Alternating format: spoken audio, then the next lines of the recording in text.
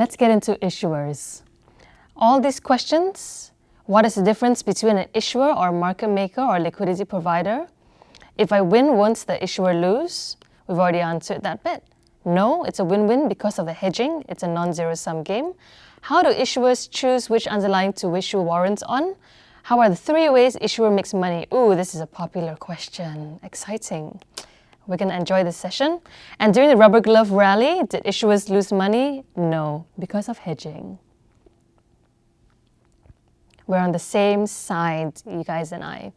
So issuers versus market maker versus liquidity provider. What's the difference? Traders, actually, the main thing to remember from this part is when traders make money, issuers make money too because of hedging.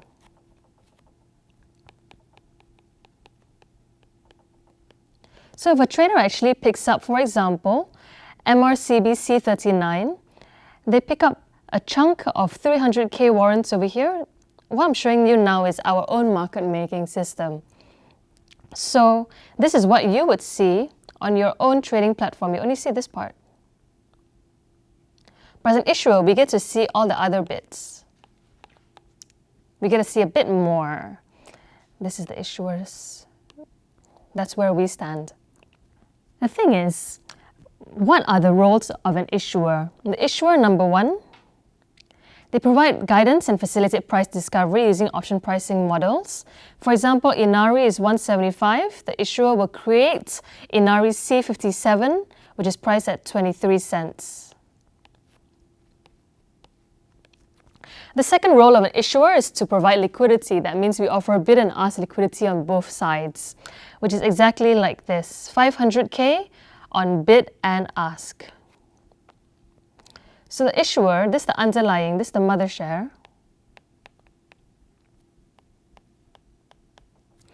The issuer will create the warrant, the structured warrant to be precise.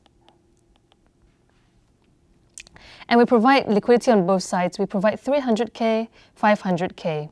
Why is there 2.880 million, you ask, on the bid price?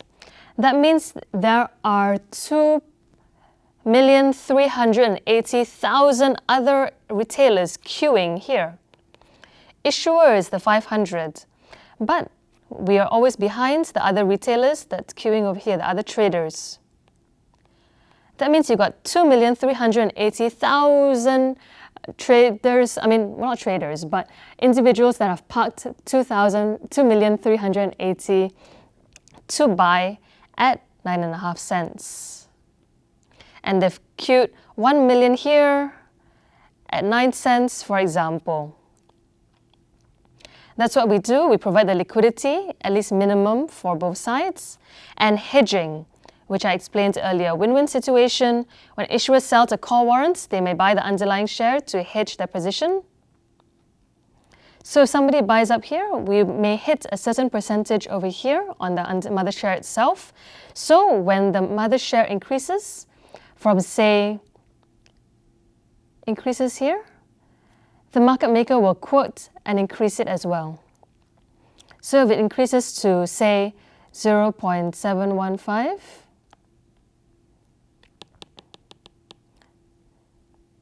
on bid and 0.720 on ask. Let's say it's a 1-to-1 tick sensitivity warrant. Then the warrant will increase as well from that price to 0.110, 0.115, assuming it's a 1 tick.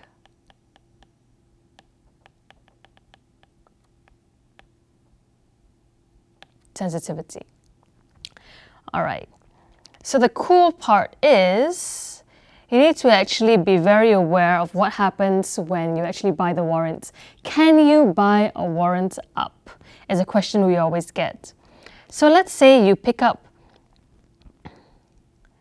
this chunk over here, 505,000 over here.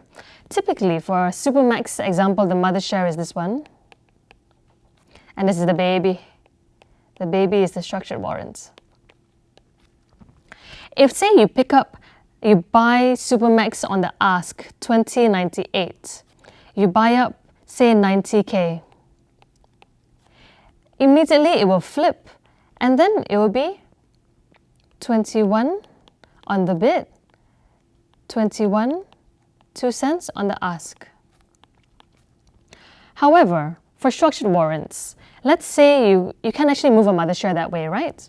But for structured warrants, if you assume that it just stays at that price, let's say Supermax stays over here, does not move, it stays at 20.96 and 20.98. Then if you keep on buying up 125,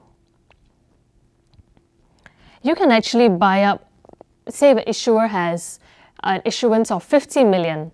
I've got 50 million that I've issued structured warrants, the issuance of Supermax C98, 50 million units to sell. Assuming that Supermax does stay at this price, it does not move, right? Supermax stays at 2096 and 2098. You can keep on buying the 125 up to as much as you want, because we've got 50 million to sell. So you can keep on buying it at 125, 125, 125. You can buy 10 million structured warrants at 125. No problem, even though it's only quoting 505 there, because the issuer will keep on refilling, and this happens within milliseconds. So you can buy up the 505,000 over there, but immediately you'll see it will be like this. It will blink, and there'll be nothing for a moment, and then it will refill. Let's say, for example, 35 million. This is just an example. And immediately, it will replenish. Back there again. So a quick quiz I have for you to wrap up this section is MRCB C39 will move up to the warrant. Move up to 10 cents, 10.5, that means it's moving up a higher price. When, assuming 1 tick sensitivity, when somebody buys MRCB C39, 300,000 units, if they buy this up, can they move the structured warrant price? Or when the issuer runs out of inventory? Or when somebody buys MRCB 200,000 units at 70.5? What is the answer? If you can figure out the answer before we actually publish it, well, within the next 5 seconds, which I'm going to show you, then you get, what should we give them? Generous pat on the back. That's what you'll be getting. A good job, pat on the back, because the answer is C. Someone buys up the underlying 200,000 units. That means they buy this. Then only will the warrant move correspondingly to 10 and 10.5 cents. Right now it's 9.5, 10 cents. Only then it will move up to 10, 10.5 cents. Good job, pat on the back. To recap, the 3 ways issuers make money. Number 1, we've got the spreads over here, just like money changer in Mid-Valley. You know, whenever you buy a foreign exchange currency, a foreign currency, you would have a spread between the bid and the ask. Issuer makes money that way, number 1. Number 2, there's also that theta that I mentioned before, the time value decay. And the third way an issuer makes money is by hedging. Issuers know how to make money, okay, don't worry about it. And another thing to remember from this slide, a key takeaway, is that it will automatically refill.